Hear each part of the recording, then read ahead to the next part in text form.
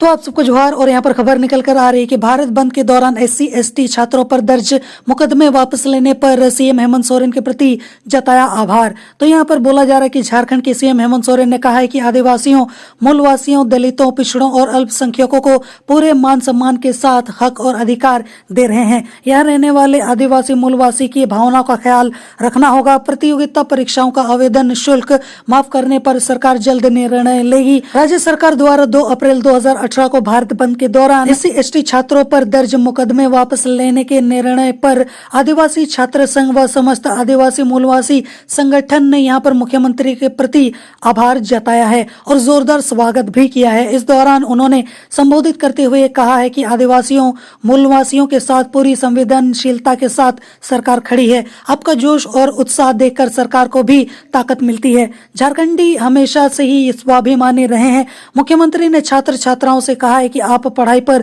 पूरी ध्यान यहाँ पर दें।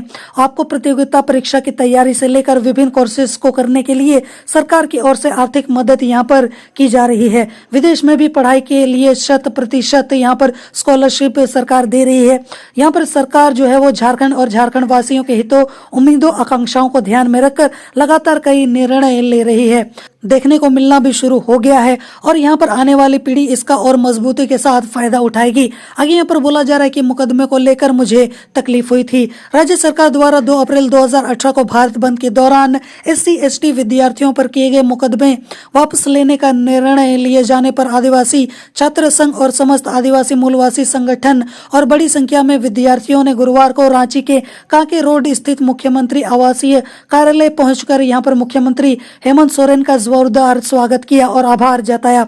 मुख्यमंत्री ने यहाँ पर विद्यार्थियों को संबोधित करते हुए कहा कि आपने झारखंडी आत्मा की लड़ाई लड़ी थी, आप पर लाठी डंडे चले थे और आपके खिलाफ मुकदमे दर्ज किए गए थे। इसे देखकर हमें भी काफी तकलीफ हुई थी। ऐसे में जब हमारी सरकार बनी तो इस तरीके के मामलों में यहाँ पर पूरी संवेदनशीलता के साथ विचार करते हुए झारखंड के आदिवासी मूलवासी के हित में लगातार यहाँ पर निर्णय ले रहे हैं। आगे यहाँ पर बोला जा रहा है कि 40 वर्ष अलग राज्य लेने में लग गए, 20 वर्ष आपको आपका हक अधिकार देने में।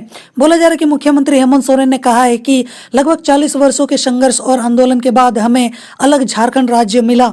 इस दौरान हजारों लोगों ने यहाँ पर अपनी शहादत दी, लेकिन राज्य अलग होने के बाद भी 20 वर्षों के बाद भी यहाँ पर आदिवासी मूलवासियों को उनका हक अधिकार नहीं मिला है। स्वाभिमानी झारखंडियों को हमेशा दिग्भ्रमित करने का प्रयास यहाँ पर होता रहा है, लेकिन अब जब हमारी सरकार बनी तो यहाँ के आदिवासियों, मूलवासियों, दलितों, पिछड़ों और अल्पसंख्यकों को पूरे मान सम्मान के साथ उनका हक और अधिकार दे रहे हैं। मुख्यमंत्री ने कहा है कि राज्य में कोई ऐसा गिरोह है जो यहाँ पर आदिवासी मूलवासियों को भ्रमित कर रहा है और सरकार की कार्यशैली को भी यहाँ पर प्रभावित करने का यहाँ पर प्रयास कर रहा है। ऐसे गिरोह से हमें अलर्ट रहना है। उन्होंने कहा है कि यहाँ काम करने वाले सभी लोगों को आदिवासी मूलवासी के साथ मिलकर यहाँ पर रहना सीखना होगा और उनकी भावनाओं का ख्याल करना होगा।